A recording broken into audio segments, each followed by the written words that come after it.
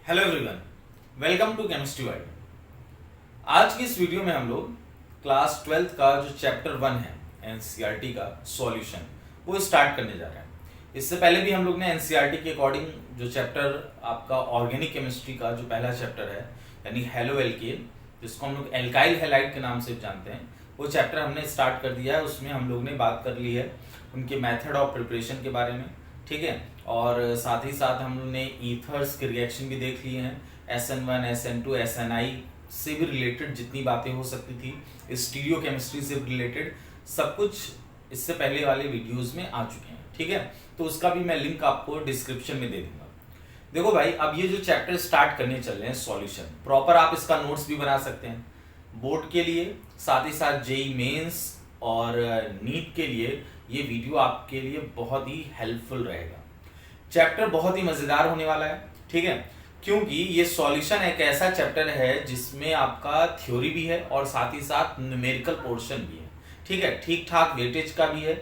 और साथ ही साथ इसके जो न्यूमेरिकल्स होते हैं वो बहुत ही फॉर्मूले बेस्ड होते हैं, ठीक है। जैसे इसमें कॉलिगेटिव प्रॉपर्टी है और साथ ही साथ कंसंट्रेशन का टर्म्स है, ठीक। और लास्ट में एक और बहुत इंपॉर्टेंट पॉइंट इसमें होता है, वो होता है वॉन्ट हॉफ फैक्टर, ठीक है। अगर उसका हमें नॉलेज हो जाए कायदे से और कॉलिगेटिव प्रॉपर्टी के साथ उसका क्या एप्लीकेशन है, ठीक, तो फिर हमारे लिए मुश्किल नहीं रहेगा।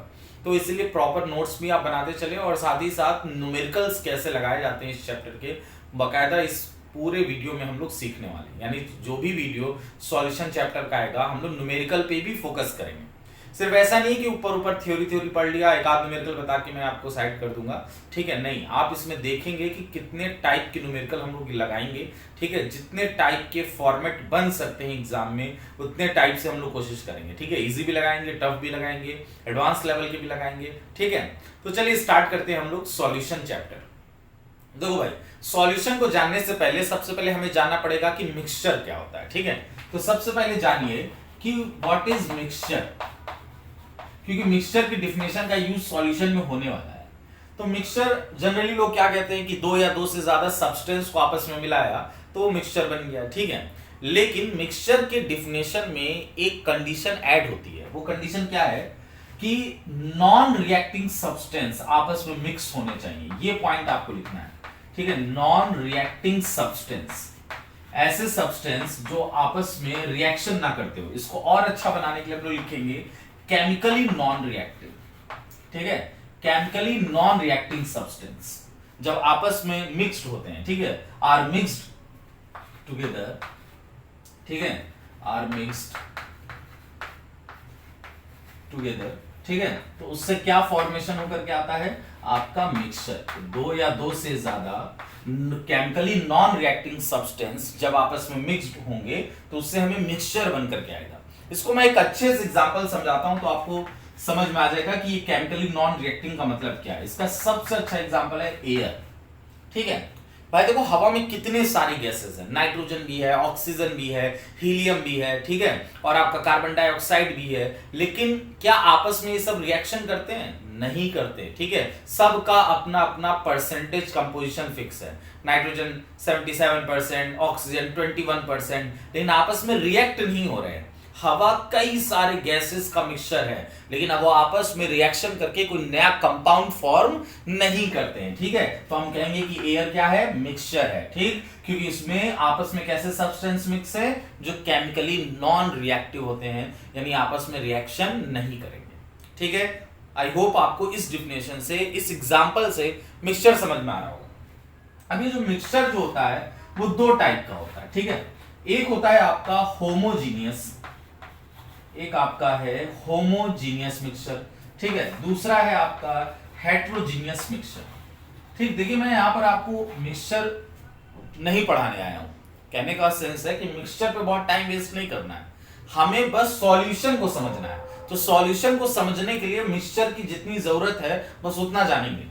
देखो भाई, होमोजीनियस मिक्सचर क्या होता है? बहुत सिंपल सी बात है, आप लोग कई बार पढ़े होंगे छोटे क्लासेस में कि जिनके फेज यूनिफॉर्म हो जाए, यानी जब आपस में मिक्स करेंगे तो मिक्स करने के बाद सब्सटेंस का उनका फेज एक जैसा हो जाए। फेज का मतलब सॉलिड, लिक्विड, गैस, ठीक है, ये फेज का मतलब हुआ। इसका सिंपल सा एग्जांपल, जैसे आपने शुगर लिया और वाटर लिया, मतलब चीनी पानी आपने मिलाना स्टार्ट किया, तो चीनी क्या है आपका सॉलिड है और वाटर क्या है आपका लिक्विड है। तो जब चीनी और पानी आपस में मिलाएंगे तो मिलने के बाद वो सिर्फ और सिर्फ लिक्विड बचेगा। आई बात समझ में? यानी पूरे सॉल्यूशन का फेज एक जैसा हो जाता है, उसमें आप चीनी के पार्टिकल्स को ढूंढ नहीं पाएंगे, यानी सॉलिड ढूंढ नहीं पाएंगे। ठीक है, तो वही मैं कह रहा हूं कि होमोजीनियस मिक्सचर यानी जिनके फेज एक जैसे हो जाए। होमोजीनियस मिक्सचर में जो पार्टिकल्स हैं उनको हम अपने नेकेड आई से नहीं देख सकते, या आप नॉर्मल वाला माइक्रोस्कोप यूज करोगे तो भी नहीं देख सकते। ठीक है, अल्ट्रा माइक्रोस्कोप अगर यूज किया जाए तो हाँ उनके पार्टिकल्स को देखा जा सकता है। ठीक है, अब आते हैं हेट्रोजीनियस मिक्सचर पे। हेट्रोजीनियस का मतलब है जिसके फेज नॉन यूनिफॉर्म रहे। ठीक है, नॉन यूनिफॉर्म, जिनके फेज एक जैसे ना हो, जिसमें आप अलग अलग पहचान सकते हो। जैसे आप बालू और पानी को मिलाएं तो मिलाने के बाद भी बालू हमें क्लियरली सॉलिड नजर आएगा और पानी क्लियरली लिक्विड नजर आएगा। ठीक है, तो ऐसे ही मिक्सचर को हम लोग क्या बोलते हैं, हेट्रोजीनियस मिक्सचर कहेंगे। आपको फोकस इस होमोजीनियस मिक्सचर पे करना है कि दो या दो से ज्यादा सब्सटेंस को जब आपस में मिक्स करें तो मिक्स करने के बाद फेज एक जैसा हो जाए। सॉलिड है तो पूरा ही सॉलिड रहे सॉल्यूशन, लिक्विड है तो पूरा ही लिक्विड रहे, गैस है तो पूरा गैस रहे। ठीक है, इसका ये मतलब होता है होमोजीनियस मिक्सचर में फेज यूनिफॉर्म होने का। क्लियर? आई बात समझ में? अब आते हैं सॉल्यूशन के ऊपर कि हाँ सॉल्यूशन को कैसे डिफाइन किया जाए। तो देखिए सॉल्यूशन होमोजीनियस मिक्सचर को ही कहा जाता है। दो या दो से ज्यादा सब्सटेंस जो होमोजीनियस मिक्सचर होते हैं उन्हीं को हम लोग क्या बोलते हैं, सॉल्यूशन बोलते हैं। क्लियर? यानी यहां पर हम लोग डिफिनेशन लिख सकते हैं कि होमोजीनियस मिक्सचर ऑफ टू और मोर देन टू कंपाउंड्स।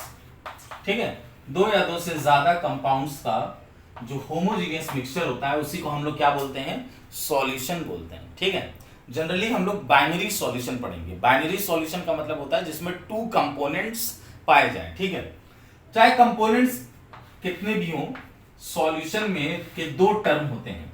ठीक, एक आपका होगा सॉल्यूट और दूसरा क्या होगा आपका सॉल्वेंट।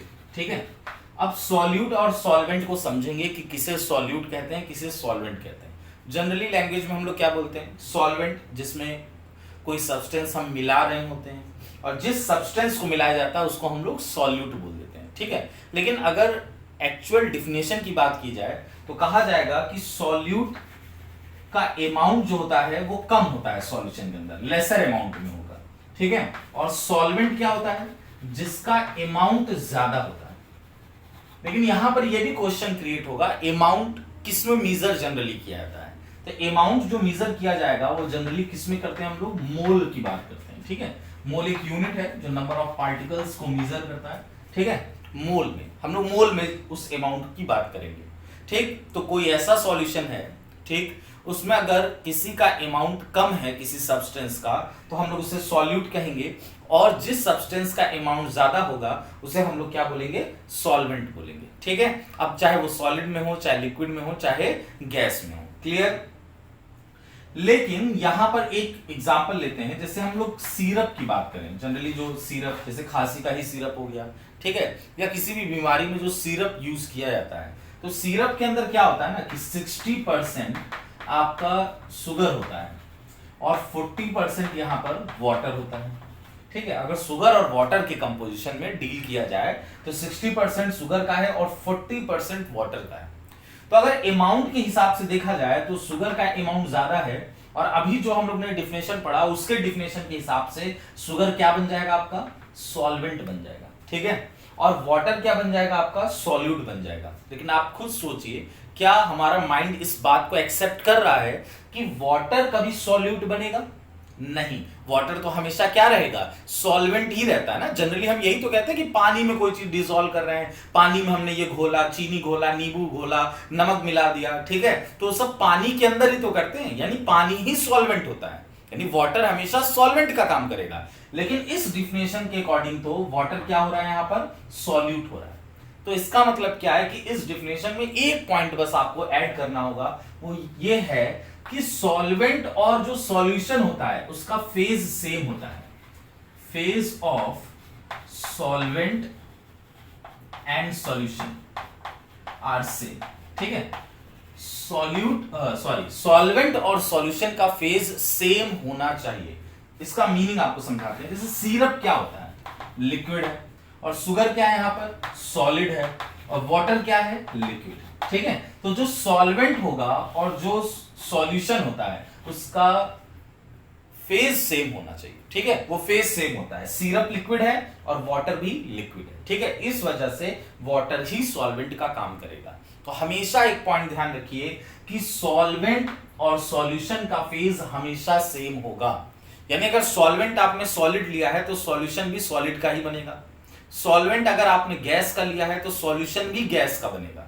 और अगर सॉल्वेंट आपने लिक्विड लिया है तो उसमें चाहे आप कुछ भी मिलाएं, सॉलिड मिलाएं, लिक्विड मिलाएं, गैस मिलाएं, वो बनेगा ही लिक्विड का ही सॉल्यूशन, ठीक है। मेरी बात समझ में आ रही होगी आपको मैं क्या कहना चाह रहा हूं कि लिक्विड अगर सॉल्वेंट है तो सॉल्यूशन भी लिक्विड, और अगर लिक्विड सॉलिड सॉल्वेंट है तो सॉल्यूशन भी सॉलिड, और अगर गैस सॉल्वेंट है तो सॉल्यूशन भी गैस का ही बनेगा। क्लियर। अब यहां पर एक पॉइंट और क्लियर करने वाला है। सपोज दैट मैंने कहा ना जनरली बाइनरी सॉल्यूशन के बारे में बात करते हैं। तो बाइनरी सॉल्यूशन का मतलब जिसमें टू कंपोनेंट्स हो। तो टू कंपोनेंट्स हो गया तो एक कंपोनेंट सॉल्यूट का होगा और एक कंपोनेंट सॉल्वेंट का होगा। सपोज दैट तीन कंपोनेंट का हमने सॉल्यूशन बनाया, तीन चीजें मिलाई, ठीक है। जैसे चीनी मिलाया, नमक भी मिलाया, पानी मिलाया, तीन चीजें हो गई ना पूरे सॉल्यूशन के अंदर। तो इसमें कि कौन कौन सॉल्यूट बनेगा, कौन कौन सॉल्वेंट बनेगा। तो एक पॉइंट याद रखिए, फिक्स कर लेते हैं कि सॉल्वेंट ऑलवेज वन। किसी भी सॉल्यूशन के अंदर जो सॉल्वेंट होता है वो हमेशा एक ही होता है, ठीक है। ये फिक्स है, चाहे आप 50 कंपोनेंट ही क्यों ना मिला दे, लेकिन सॉल्वेंट उसका हमेशा एक ही रहेगा। बाकी जो 49 यानी 49 रहेंगे वो सब सॉल्यूट बन जाएंगे। यानी जब जैसे हमने तीन कंपोनेंट का सॉल्यूशन बनाया तो एक सॉल्वेंट है, बाकी सॉल्यूट के कंपोनेंट कितने हो गए, 2 कंपोनेंट हो गए, ठीक है। 5 का बनाया तो एक सॉल्वेंट बनेगा, 4 सॉल्यूट का बन जाएगा, ठीक है। तो सॉल्यूशन में दो टाइप, सॉल्यूट और आपका सॉल्वेंट, यानी उस कंपोनेंट के हिसाब से, ठीक है। तो सॉल्यूट क्या होता है आपका लेसर अमाउंट में और सॉल्वेंट हायर अमाउंट में। लेकिन बस ध्यान रखना है कि सॉल्वेंट वही होगा, सॉल्वेंट का जो फेज होगा वही सॉल्यूशन का फेज होगा। अब हम लोग बात करने वाले हैं कंसंट्रेशन ऑफ सॉल्यूशन की। कंसंट्रेशन टर्म्स के बारे में बात करेंगे। कंसंट्रेशन का क्या मतलब होता है, कंसंट्रेशन का मतलब होता है किसी भी सॉल्यूशन के अंदर जो उसका कंपोजिशन होता है उसके बारे में अगर बात कर रहे हैं, कंपोजिशन ऑफ सॉल्यूशन, ठीक है। अब कंपोजिशन से मतलब यानी कितने अमाउंट में सॉल्यूट प्रेजेंट है, कितने अमाउंट सॉल्वेंट के अंदर प्रेजेंट है, ठीक है। यानी हम लोग जनरली कहेंगे कि हम लोग अमाउंट ऑफ सॉल्यूट के बारे में बात करने वाले हैं, ठीक है, कि सॉल्यूट का क्या कंपोजिशन है, सॉल्वेंट का क्या कंपोजिशन है। तो ये सारे टर्म्स कंसंट्रेशन कहलाएंगे। तो किसी भी सॉल्यूशन का कंसंट्रेशन पता करने के बहुत सारे टर्म्स होते हैं, ठीक है, वो हमें लाइन से पढ़ना है। पहले हम लोग को पढ़ना है परसेंटेज बाय मास, ठीक, और फिर उसके बाद सेकंड नंबर पर है पढ़ना है परसेंटेज बाय वॉल्यूम, एक साथ लिख लेते हैं। फिर तीसरा पढ़ना है हमें percentage by mass by volume, ठीक है। नेक्स्ट हमें पढ़ना है ppm यानी पार्ट्स पर मिलियन। फिर उसके बाद हम लोग पढ़ेंगे मोल फ्रैक्शन, नेक्स्ट मोलैरिटी। सब एक जगह एक साथ लिख लीजिए, फिर बारी बारी से एक एक को डिस्कस करेंगे।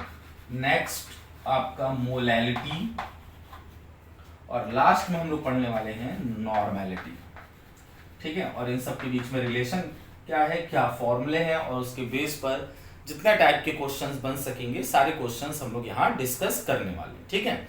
तो सबसे पहले हम लोग स्टार्ट करने चल रहे हैं परसेंटेज बाय मास। आप लोग भी अपने नोट्स में हेडिंग डाल लीजिए परसेंटेज बाय मास क्या होता है, ठीक है।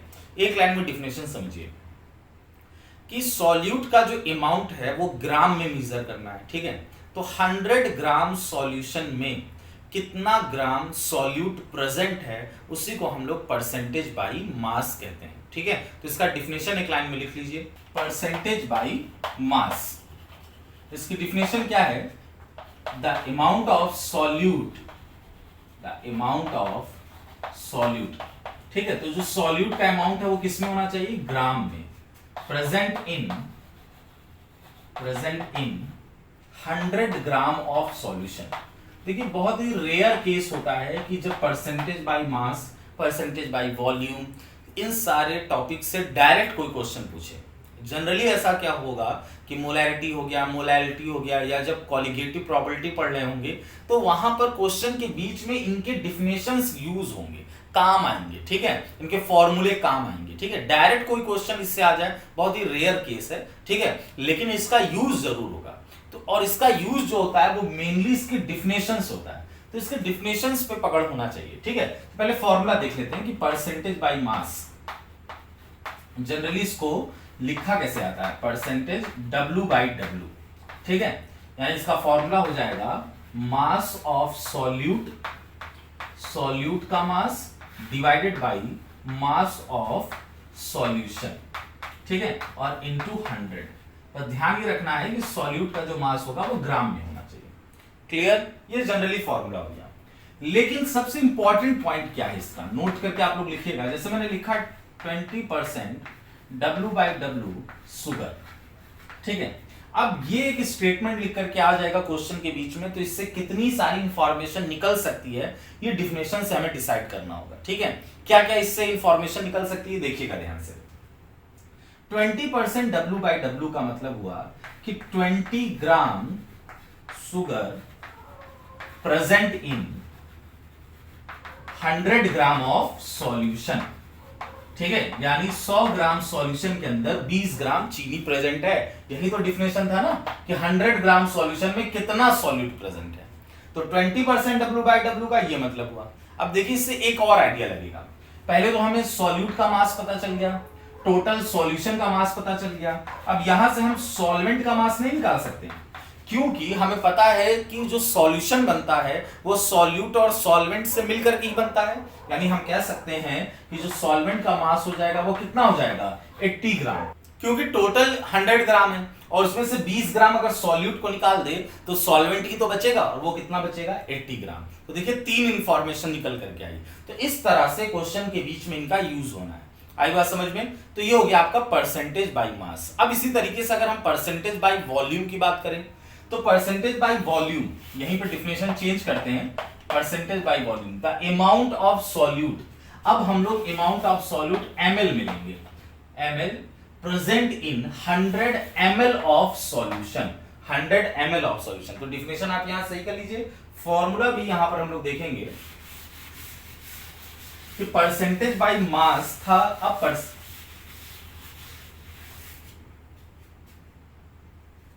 फॉर्मूला देखते हैं, इसको लिखेंगे परसेंटेज V बाई V, ठीक है। ये हो गया percentage by volume, equal to हो जाएगा वॉल्यूम ऑफ सॉल्यूट और डिवाइड करेंगे इसे वॉल्यूम ऑफ सॉल्यूशन से, ठीक है।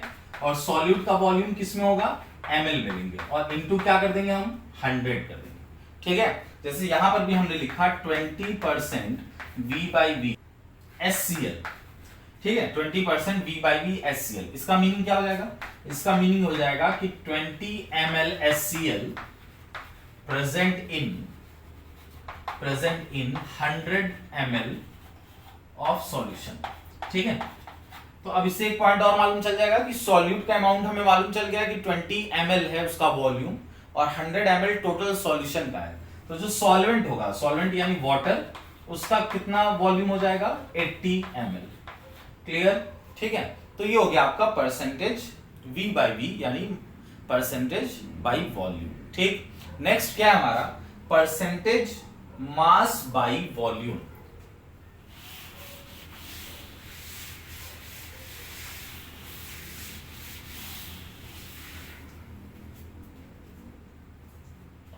परसेंटेज मास बाई वॉल्यूम, यानी इसको हम लोग W बाई V लिखेंगे। तो अब आपको जनरली आइडिया होगा कि फॉर्मूला कैसे लिखते हैं, मास बाई वॉल्यूम, यानी हम लोग लिखेंगे मास ऑफ सॉल्यूट, ठीक, किसमें, ग्राम में, and divided by volume of solution, volume of solution, ठीक है, इनटू 100, ठीक।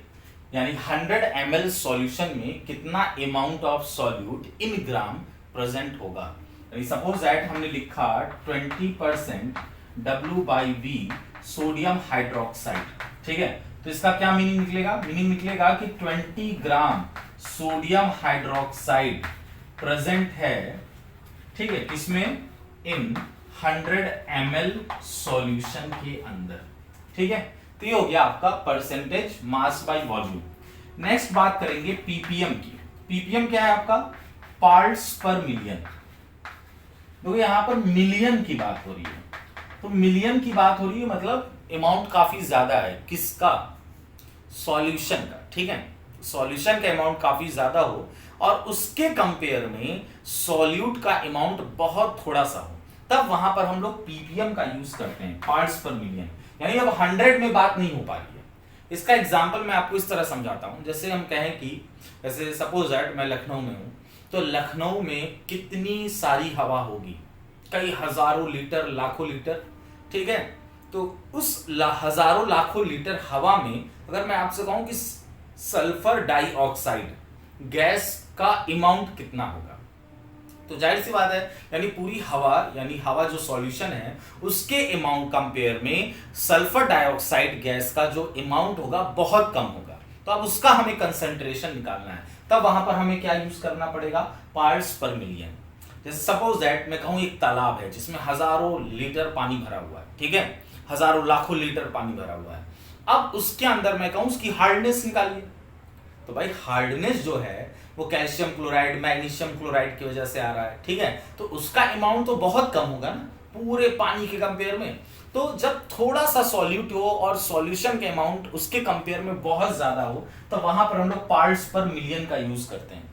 तो ऊपर लिखे जितने फॉर्मूले अभी हम लोग ने पढ़े सब यूज कर सकते हैं पार्ट्स पर मिलियन में। बस फर्क ये है, जैसे मैं लिख रहा हूं मास ऑफ सॉल्यूट, ठीक है, and divided by mass of solution, तो हम इनटू 100 करके चल रहे थे, लेकिन अब मिलियन आ गया, तो 1 मिलियन में 6 जीरो होते हैं, तो हम लोग लिखेंगे 10⁻⁶। यही पार्ट्स पर मिलियन है। इसको हम लोग इस तरह लिख सकते हैं volume of solute divided by volume of solution into 10⁻⁶, या इसको इस तरह से भी लिख सकते हैं मास of solute divided by volume of solution into 10⁻⁶। यानी जब आप 10⁻⁶ कर देंगे तो वही आपका पार्ट्स पर मिलियन बन जाएगा, ठीक है। तो ये सब परसेंटेज वाले जितने भी तरीके थे कंसंट्रेशन टर्म का वो हमने देख लिया। अब इसके बेस पर जो न्यूमेरिकल होते हैं वो भी देखेंगे, लेकिन अभी नहीं। अब हम लोग पढ़ने वाले हैं मोलैरिटी, मोल फ्रैक्शन, मोलैरिटी, ठीक है। जब ये सब हम लोग पढ़ लेंगे तो वहां पर इनका कैसे यूज किया जाता है, ठीक है, क्योंकि मैंने कहा था ना डायरेक्ट क्वेश्चन ऐसे नहीं इनके पूछे जाते हैं। तो जब हम लोग मोलैरिटी पढ़ेंगे तो उस बीच में इनके कैसे यूज होते हैं उसी के साथ हम लोग नेक्स्ट जो हमारा है वो है मोलैरिटी, और बहुत ही इंपॉर्टेंट टर्म है, ठीक है। तो मोलैरिटी को कैसे डिफाइन करते हैं? इसको पहली बात तो कैपिटल एम से रिप्रेजेंट किया जाता है, और इसको डिफाइन करने के लिए एक लाइन लिख सकते हैं कि it is the number of moles of solute, ठीक है, present in 1 litre of solution. 1 litre of solution, 1 litre solution में जितने मोल्स सॉल्यूट के प्रेजेंट होंगे उसी को हम लोग मोलैरिटी कह देंगे। तो मोलैरिटी को जनरली अगर हम लोग डिफाइन करें फॉर्मूले से तो हम लोग लिखेंगे number of moles of solute, ठीक है, और उसको डिवाइड कर देंगे वॉल्यूम ऑफ सॉल्यूशन से, और ये होना चाहिए किसमें? लीटर में। अगर ml वगैरह में दे रखा होगा तो हम लोग लीटर बना लेंगे उसे, ठीक है। और हम लोग यहां पर रखेंगे number of moles of solute. अब यहां पर कुछ कंफ्यूजन हो सकता है कि जैसे हम लोग सॉल्यूट का मोल कैसे कैलकुलेट करते हैं। तो देखो मोल का फॉर्मूला क्या होता है? एक फॉर्मूला होता है मास अपॉन मोलर मास, और यही वाला फॉर्मूला आपको जनरली ज्यादा यूज करने को मिलेगा क्योंकि अक्सर जो सॉल्यूट का अमाउंट होगा वो मास वगैरह में दिया होगा। तो मास और मोलर मास को डिवाइड कर देंगे तो उससे मोल निकल आता है। एक फॉर्मूला और है मोल निकालने का, वो है नंबर ऑफ पार्टिकल्स, यानी अगर मॉलिक्यूल में दे रखा है तो नंबर ऑफ मॉलिक्यूल्स लिख देंगे, और उसको डिवाइड कर देना है हमें एवोगैड्रो नंबर से। पता होगा सबको एवोगैड्रो नंबर क्या है? 6.022 into 10⁻23, ठीक है। इससे हम डिवाइड कर देंगे तो भी मोल आ जाएगा, लेकिन सॉल्यूशन चैप्टर में ये कम ही मिलेगा, ये वाला फॉर्मूला यूज करने को कम मिलेगा। ज्यादातर हम किसका यूज करेंगे? मास अपॉन मोलर मास का ही इस्तेमाल करेंगे। तो इस पूरे चैप्टर में एक साइन कन्वेंशन हम लोग बना लेते हैं जिससे कोई प्रॉब्लम ना हो, कि हम लोग सॉल्यूट को बी से रिप्रेजेंट करेंगे और सॉल्वेंट को ए सिंबल से रिप्रेजेंट करेंगे। ठीक है, अब ये बात समझ लीजिए। जैसे हमें लिखना हुआ मास ऑफ सॉल्यूट, तो मास को हम लोग W से रिप्रेजेंट करेंगे, और अगर सॉल्यूट का मास लिखना है तो नीचे B लगा देंगे तो WB हो जाएगा। और अगर हम कहें कि हमें मास ऑफ सॉल्वेंट लिखना है, ठीक है, तो हम लोग उसको W और नीचे क्या लगा देंगे, A लगा देंगे। ठीक है, तो जनरली सॉल्वेंट का सिंबल A बना लेते हैं पूरे चैप्टर के लिए, जिससे इजी हो जाएगा लिखने में, फॉर्मूले वगैरह लिखने में, और सॉल्यूट को B बना लेते हैं। तो यहां पर अगर इस फॉर्मूले को लिखें, molarity equal to number of moles of solute, तो मास अपॉन मोलर मास, तो सॉल्यूट का मास WB, मोलर मास को स्मॉल m से रिप्रेजेंट कर रहे हैं, ये हो गया MB, divided by volume of solution, यानी इसको कैपिटल V से दिखाएंगे, और वो किस में होना चाहिए, लीटर में। तो ये आपका मोलैरिटी का फॉर्मूला हो गया। ठीक है, WB upon MB into volume, वो भी किस में, लीटर में। अगर देखें वो मोलैरिटी की यूनिट तो क्या बन रही है, number of moles of solute, mole खुद में एक यूनिट है, mole divided by volume of solution, वो किस में, लीटर में। तो हम लोग लिखेंगे इसकी यूनिट मोल पर लीटर, ये हो गया आपका मोल पर लीटर, ये मोलैरिटी की यूनिट हो गई। क्लियर। अब इसका एक और इंपॉर्टेंट पॉइंट, सबसे ज्यादा इंपॉर्टेंट पॉइंट, क्योंकि आप देखेंगे कि मोलैरिटी वॉल के फॉर्मूले में वॉल्यूम आ रहा है, तो टेम्परेचर और वॉल्यूम में क्या रिलेशन है, डायरेक्टली प्रोपोर्शनल का। अगर आप मोलैरिटी कैलकुलेट करते वक्त कोई भी सॉल्यूशन है, वहां की कंडीशन में टेम्परेचर को आप कांस्टेंट नहीं रख पाए, ठीक है, तो अगर टेम्परेचर वेरी करेगा तो वॉल्यूम भी वेरी करेगा। मतलब अगर टेम्परेचर इंक्रीज किया तो वॉल्यूम बढ़ता है, टेम्परेचर कम होता है तो कॉन्ट्रैक्शन आता है, मतलब वॉल्यूम भी कम होने लगेगा। तो टेम्परेचर चेंज होने पर वॉल्यूम चेंज होगा, अगर वॉल्यूम चेंज हुआ तो मोलैरिटी भी चेंज हो जाएगी। ठीक है, यानी हम लोग कह सकते हैं कि molarity is inversely proportional to volume, यानी वॉल्यूम चेंज हुआ तो मोलैरिटी भी चेंज होगी, और वॉल्यूम किस पे डिपेंड कर रहा है, टेम्परेचर पर। तो सीधा सा मतलब हो गया कि मोलैरिटी टेम्परेचर डिपेंडेंट है। ठीक है, ये टेम्परेचर डिपेंडेंट वाली क्वांटिटी है। आई बात समझ में। तो अक्सर एग्जाम में पूछा जाता है कि मोलैरिटी टेम्परेचर पे डिपेंड करती है कि नहीं करती, तो मोलैरिटी टेम्परेचर पे डिपेंड करती है, बहुत इंपॉर्टेंट क्वेश्चन है, अक्सर पूछा जाता है बोर्ड एग्जाम में आपके मल्टीपल चॉइस में। ठीक है, क्योंकि ये वॉल्यूम पर डिपेंड करती है। आई बात समझ में, टेम्परेचर बढ़ेगा वॉल्यूम बढ़ेगा, और अगर वॉल्यूम बढ़ेगा तो मोलैरिटी की वैल्यू कम हो जाएगी। इसीलिए कहा जाता है कि मोलैरिटी कैलकुलेट करते वक्त कंडीशंस में टेम्परेचर को कांस्टेंट रखा जाए, जिससे मोलैरिटी कैलकुलेट करते वक्त उसकी वैल्यू वेरी ना कर सके। अब आइए फॉर्मूला हमने समझ लिया है, मोलैरिटी के बेस पर कुछ अच्छे क्वेश्चंस देखते हैं। देखो भाई, हमने स्टार्टिंग में बोला था कि न्यूमेरिकल्स बहुत जरूरी है इस चैप्टर में। ठीक है, तो फॉर्मूले जानने के बाद उस फॉर्मूले का यूज कैसे करना है, या जो भी हमने थ्योरी पढ़ी है उसका न्यूमेरिकल में हमें यूज कैसे करना है, वो तभी पता चलेगा जब हम न्यूमेरिकल्स लगाएंगे। ठीक है, तो ऐसा नहीं कि केवल ऊपर ऊपर पढ़ना है इस वीडियो में, थ्योरी पढ़ करके निकल जाना है, नहीं, उसके बाद आपको ठीक ठाक नंबर में न्यूमेरिकल्स देखने हैं और साथ में प्रैक्टिस करने हैं। ठीक है, तो भैया देखो, पहला जो क्वेश्चन है, find molarity of a 6 litre solution which have 180 gram urea. Starting बहुत ही लो लेवल से करूंगा, बेसिक लेवल से, फिर धीरे धीरे क्वेश्चंस का लेवल बढ़ेगा। पहले आप वीडियो पॉज करिए और खुद से क्वेश्चन करने की कोशिश करिए। मोलैरिटी निकालना है जिसमें वॉल्यूम दे रखा है। ठीक है, वॉल्यूम है आपका 6 लीटर, ऑलरेडी लीटर में दे रखा है तो हमें कन्वर्ट करने की नीड नहीं होगी। विच है 180 ग्राम यूरिया। ठीक है, यूरिया यानी सॉल्यूट है, उसका मास दे रखा है हमें 180 ग्राम। यूरिया होता क्या है, यूरिया होता है NH2CONH2। ठीक है, और यूरिया का जो मोलर मास होता है वो होता है आपका 60। ठीक, चाहे तो आप कैलकुलेट करके देख लीजिए, लेकिन अगर कुछ सॉल्वेंट के या कुछ सॉल्यूट के हमको डायरेक्ट मोलर मास याद रहे तो कोई बुराई वाली बात नहीं है। ठीक है, उससे हमको फायदा ही मिलेगा, टाइम बचेगा कि अगर हम उसे बैठकर कैलकुलेट करें। तो यूरिया का मोलर मास 60। ठीक है, अब मोलैरिटी हमको निकालना है तो फॉर्मूले में रखते हैं WB upon MB into volume. ठीक है, तो फॉर्मूले पुट करें, WB है 180, मोलर मास दे रखा है 60 एंड वॉल्यूम ऑलरेडी लीटर में हो गया 6, ये 0 से 0 कैंसिल, ये हो गया 3, यानी आपका आंसर आ गया 3/6, यानी हम 1/2 लिखे या इसको लिखें 0.5। ठीक है, तो ये आपका पहले क्वेश्चन का आंसर हो गया। जनरली ऐसे ही फॉर्मूले में आपको पुट करनी है वैल्यू। पहले तो पहचानिए क्या क्या दे रखा है। नेक्स्ट में अभी क्या दे रखा है कि वॉल्यूम दे दिया है 200 ml, तो सबसे पहले इसको तुरंत लीटर बना लीजिए, 200 डिवाइडेड बाई 1000, यानी ये आपका हो गया 0.2 लीटर। ठीक, और मोलैरिटी दे रखी है आपको 2.5 m, कैपिटल M, यानी वो उसकी मोलैरिटी दे रखी है।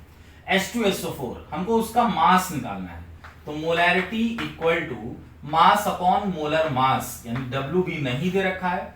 सल्फ्यूरिक एसिड का जो मोलर मास होता है वो 98, याद कर लीजिए, सल्फ्यूरिक एसिड का molar mass 98 into volume, volume कितना दे रखा है 0.2 लीटर। अब इसे आपको सॉल्व करना है, 2.5 इंटू 98 इंटू 0.2, मल्टीप्लाई खुद से करिए, जो आपका कैलकुलेशन करके आंसर आएगा वही सल्फ्यूरिक एसिड का मास हो जाएगा। ठीक है, तो ये बेसिक्स वाले थोड़े से क्वेश्चंस मैंने लगाए जिससे आपको फॉर्मूले में वैल्यू पुट करना आ जाए। ठीक है, थोड़ी सी प्रैक्टिस हो जाएगी।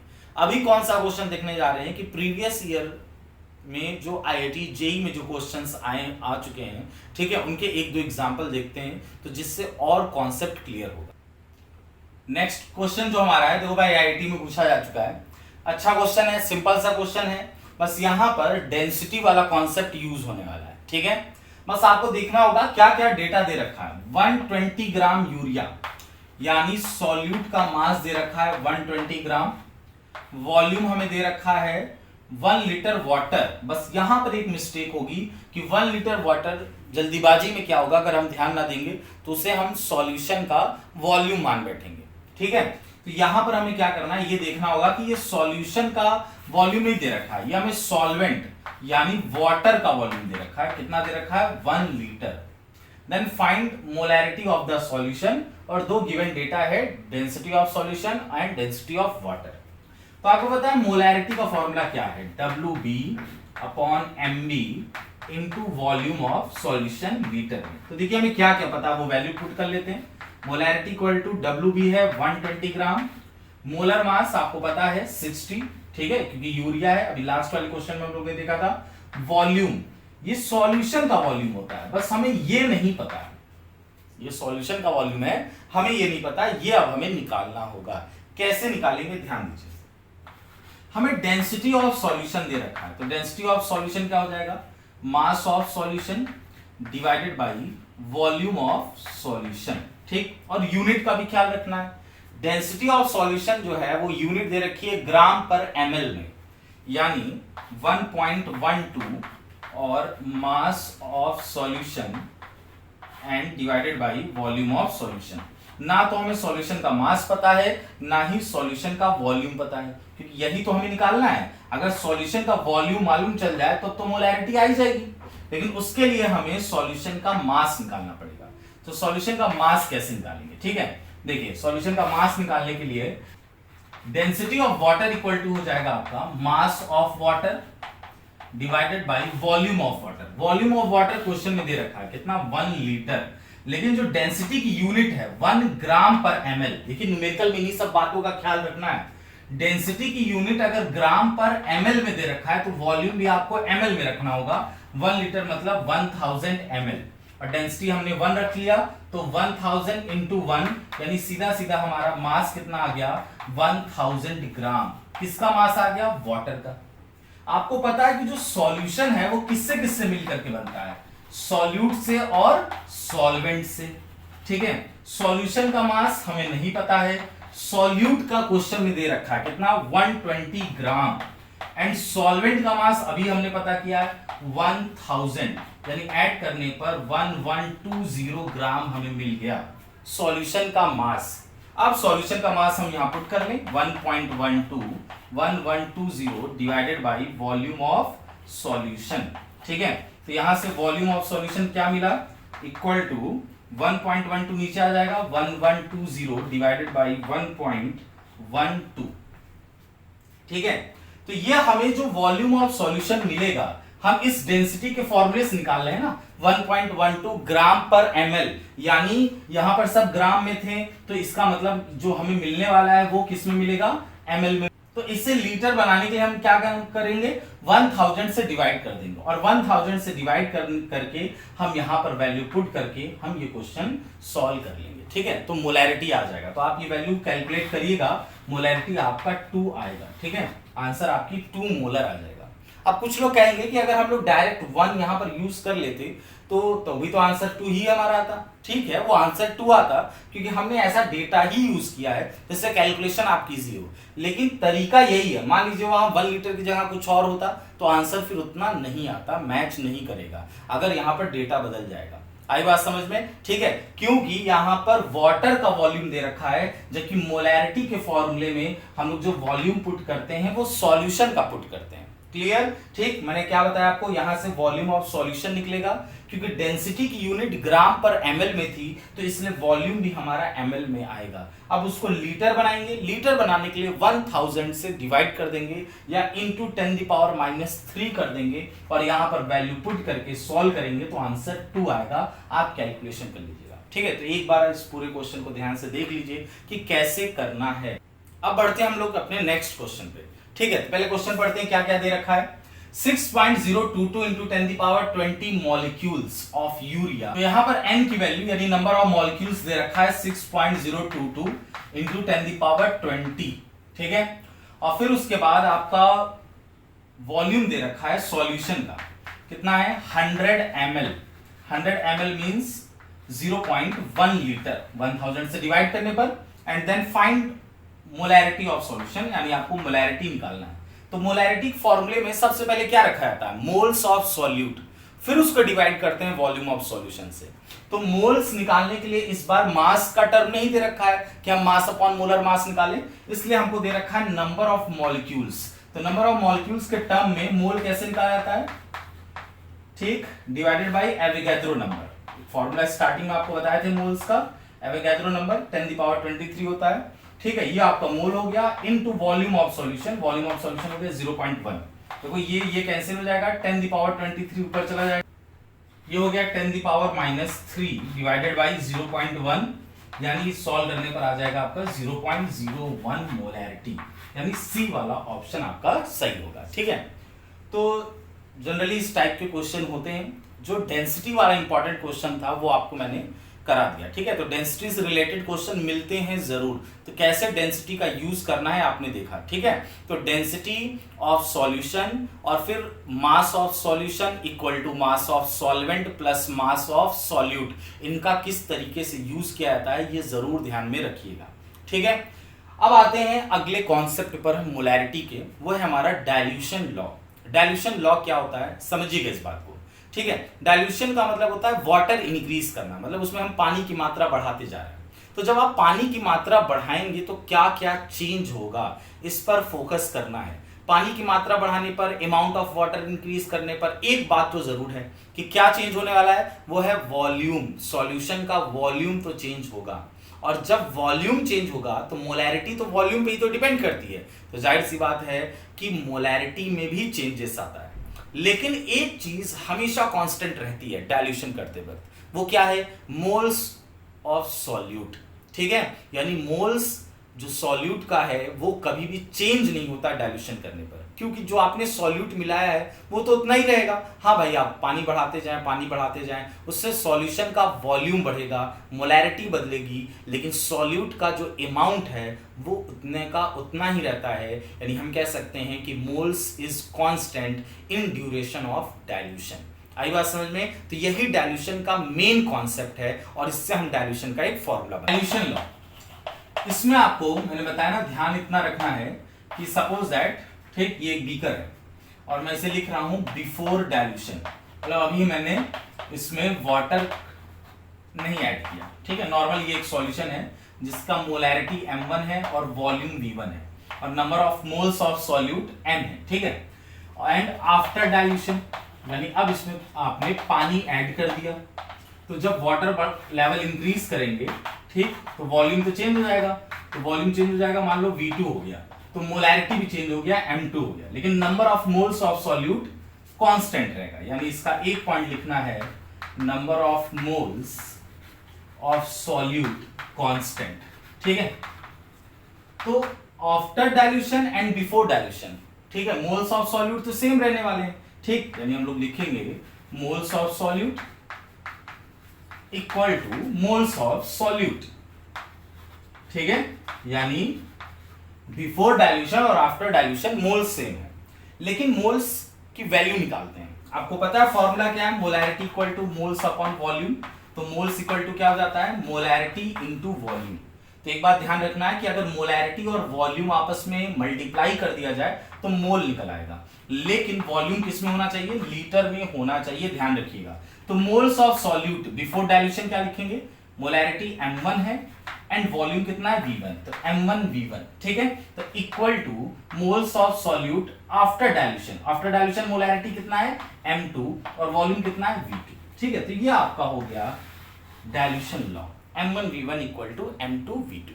आई बात समझ में। अब इसके बेसिस पर कुछ क्वेश्चंस देखते हैं। इस क्वेश्चन को देखते हैं, 68.4 gram urea is present in 1 litre solution. अब कह रहा है कि उसमें 10 टाइम्स उसको डाइल्यूट कर दिया गया, यानी 1 लीटर था तो 1 लीटर से बढ़ा करके 10 टाइम्स मतलब 10 लीटर कर दिया गया। तो मोलैरिटी बताइए। तो पहले फर्स्ट कंडीशन की मोलैरिटी निकाल लेते हैं। ठीक है, यानी आप M1 निकाल लीजिए। तो M1 equal to number of moles. Moles क्या होता है, मास अपॉन मोलर मास। मास दे रखा है और यूरिया का मोलर मास याद हो चुका होगा अब तक 60 इनटू आपको क्या रखना रहता है, वॉल्यूम, किसमें, लीटर में। ऑलरेडी लीटर में दे रखा है 1। तो यही हमारी M1 की वैल्यू आ गई 68.4 डिवाइडेड बाई 60। अब आपको फाइंड द मोलैरिटी और कह रहा है कि उसका क्या कर दिया जाए, 10 टाइम्स वॉल्यूम बढ़ा दिया जाए। तो यानी आप लिखेंगे M1 V1 equal to M2 V2। ठीक है, तो M1 दे रखा है 68.4 डिवाइडेड बाई 60। ठीक है, एंड V1 वॉल्यूम कितना है, 1 लीटर, 1 रहने दीजिए। M2 यही आपको कैलकुलेट करना है इनटू V2। V2 कितना है, कह रहा है 10 टाइम्स बढ़ा दिया, मतलब 1 का 10 टाइम्स 10 लीटर। ठीक है, तो 10 को अगर हम नीचे लाएंगे तो M2 हो जाएगा आपका 68.4 डिवाइडेड बाई 600। ये आपको सॉल्व कर लेना है, इससे हमारा मोलैरिटी निकल करके आ जाएगा। ठीक है, आई होप आपको न्यूमेरिकल समझ में आ रहे होंगे, मजा भी आ रहा होगा। सॉल्यूशन चैप्टर ही है न्यूमेरिकल लगाने का, इससे भागना नहीं है आपको कि हम न्यूमेरिकल से भाग रहे, डर रहे हैं। ठीक है, लगाइए, जितना हो सकता है उतना क्वेश्चंस लगाइए। ठीक है, जिस लेवल का लगाना हो उस लेवल का लगाइए, ना आए ठीक है आप मुझको बताइए, मुझे मेल करिए, व्हाट्सएप करिए। ठीक है, जिस तरीके से आपको हेल्प चाहिए मैं आपको हेल्प के लिए रेडी हूँ। ठीक, तो नेक्स्ट क्वेश्चन है 180 gram urea is present in 4 litre solution. यानी यहां पर भी आपको मास दे रखा है 180 ग्राम। ठीक है, और molarity equal to 180 divided by molar mass हो गया 60 इंटू वॉल्यूम कितना दे रखा है, 4 लीटर। ठीक है, तो यहां से हमारा मोलैरिटी आ गया। Find the molarity of solution if it is diluted up to 12 litre. ठीक है, यानी 4 लीटर से बढ़ा करके अगर 12 लीटर कर दिया जाए, ठीक, तो कितना मोलैरिटी होगा। तो M1 ये है और V1 कितना है, V1 है आपका 4 लीटर। ठीक है, तो चलिए M1 V1 equal to M2 V2 करते हैं। M1 है आपका 180 divided by 60 into 4 into V1 volume कितना है 4 equal to M2 V2। M2 निकालना है, वॉल्यूम क्वेश्चन में दे रखा है कि 12 लीटर कर दिया जाता है। ठीक है, बस आपको इसे सॉल्व करना है, 4 से 4 कैंसिल हो जाएगा, 12 नीचे आ जाएगा। तो M2 equal to 180 divided by 60 into 12। ठीक है, यहां से आप सॉल्व कर सकते हैं, 0 से 0 कैंसिल, ये हो गया आपका 3 टाइम्स, यानी 3 डिवाइडेड बाई 12 यानी 1/4, यानी ये आपका हो गया 0.25। ठीक है, ये आपकी मोलैरिटी आ गई डाइल्यूशन करने के बाद। ठीक है, क्लियर। तो ये आपको डाइल्यूशन लॉ हो गया। इसके बाद हम देखते हैं कि अभी तो हमने ये देखा कि हम पानी मिला रहे हैं, ठीक है, यानी वाटर ऐड कर रहे हैं, लेकिन इसके बाद अगर एक सॉल्यूशन पहले से प्रिपेयर रखा हुआ है, दूसरा सॉल्यूशन भी बना हुआ है, अब इन दोनों को मिला दिया जाए, यानी हम बात कर रहे हैं मिक्सिंग ऑफ सॉल्यूशन का, तो मोलैरिटी कैसे कैलकुलेट की जाएगी उस पर फोकस करते हैं। हम लोग बात कर रहे हैं मिक्सिंग ऑफ सॉल्यूशन की, mixing of solution. Suppose that एक सॉल्यूशन है जिसकी उसकी मोलैरिटी m1 है, वॉल्यूम v1 है और उसमें जो सॉल्यूट पाया जा रहा है उसके मोल्स n1 है। और एक दूसरा सॉल्यूशन है, उसकी मोलैरिटी m2 है, वॉल्यूम v2 है और उसमें जो सॉल्यूट प्रेजेंट है उसको मोल्स को हम n2 से रिप्रेजेंट कर रहे हैं। इन दोनों को आपस में मिक्स कर दिया जाए, ठीक है। तो जब आपस में मिक्स करेंगे तो एक सॉल्यूशन तैयार होगा, मेन सॉल्यूशन, ठीक है। तो यहां पर क्या होगा कि जो फाइनल वॉल्यूम होगा वो जुड़ जाएगा, यानी ऐड हो जाएगा v1 प्लस v2, ठीक है। मान लो 100 वॉल्यूम का ये था, 50 का ये था, तो मिलने पर 150 ml का हो गया, ठीक है। और क्या क्या ऐड हो जाएगा, नंबर ऑफ मोल्स जो होते हैं वो भी ऐड हो जाएंगे n1 प्लस n2, ठीक है। तो क्या मोलैरिटी भी ऐड हो जाएगी? ये गलती नहीं करनी है, क्योंकि जो मोल्स है वो एडिटिव नेचर का होता है। एडिटिव नेचर का मतलब ये एक एक्सटेंसिव प्रॉपर्टी है। मोल जो है एक्सटेंसिव प्रॉपर्टी है। एक्सटेंसिव प्रॉपर्टी का मतलब होता है जो अमाउंट ऑफ मैटर पर, ठीक है, नंबर ऑफ पार्टिकल्स पे डिपेंड करते हैं, ठीक। तो मोल्स एक्सटेंसिव प्रॉपर्टी है तो उनको आपस में ऐड किया जा सकता है। चाहे तो आप एक नोट करके एक लाइन लिख लीजिए कि जितने भी एक्सटेंसिव प्रॉपर्टी होते हैं वो एडिटिव नेचर के होते हैं। एडिटिव नेचर का मतलब उन्हें हम डायरेक्ट ऐड कर सकते हैं, जैसे गिब्स फ्री एनर्जी वगैरह भी हो गई, वॉल्यूम हो गया, ठीक है, ये सब एडिटिव नेचर के हैं। मास हो गया, सबको डायरेक्ट ऐड कर सकते हैं। लेकिन जो मोलैरिटी है, मोलैरिटी, ठीक है, वो एडिटिव नेचर का नहीं है। तो यहां ये मत कर दीजिएगा कि m1 प्लस m2 कर दें। आई बात समझ में? वो इंटेंसिव प्रॉपर्टी है, यानी वो अमाउंट ऑफ जो मैटर होता है, नंबर ऑफ पार्टिकल, उस पर डिपेंड नहीं करता है, यानी हम इनको डायरेक्ट ऐड नहीं कर सकते हैं। तो यानी हमें रिजल्टेंट जो निकालना है मोलैरिटी वो कैसे निकलेगा, ठीक, वैसे ही निकलेगा जैसे मोलैरिटी का फॉर्मूला है, रिजल्टेंट मोलैरिटी इक्वल टू, ठीक है, total mole divided by total volume, ठीक। अब टोटल मोल का मतलब n1 प्लस n2 और टोटल वॉल्यूम का मतलब हो गया v1 प्लस v2।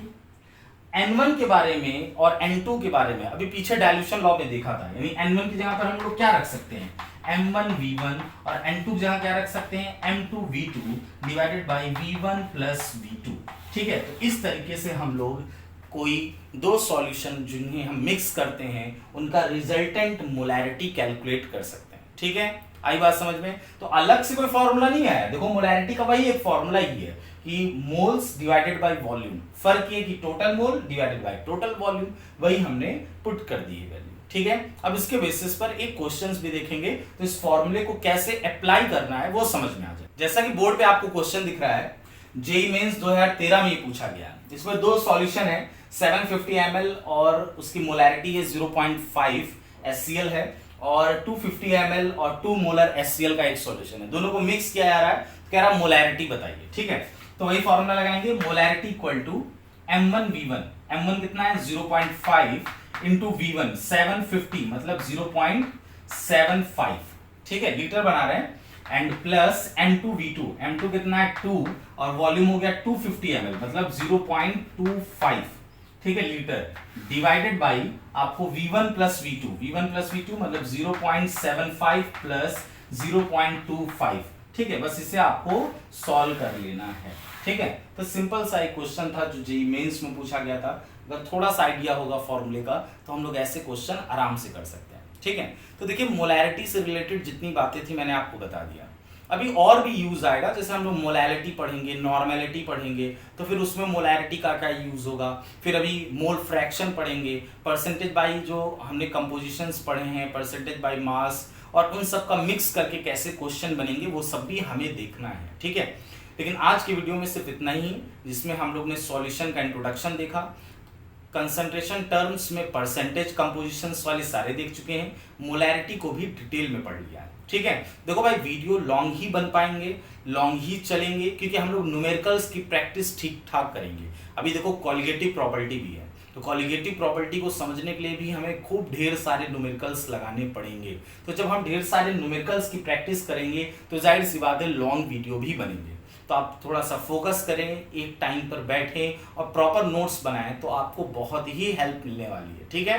तो अगर आपको वीडियो समझ में आता है तो ज़्यादा से ज़्यादा इसे लाइक करें, शेयर करें और सब्सक्राइब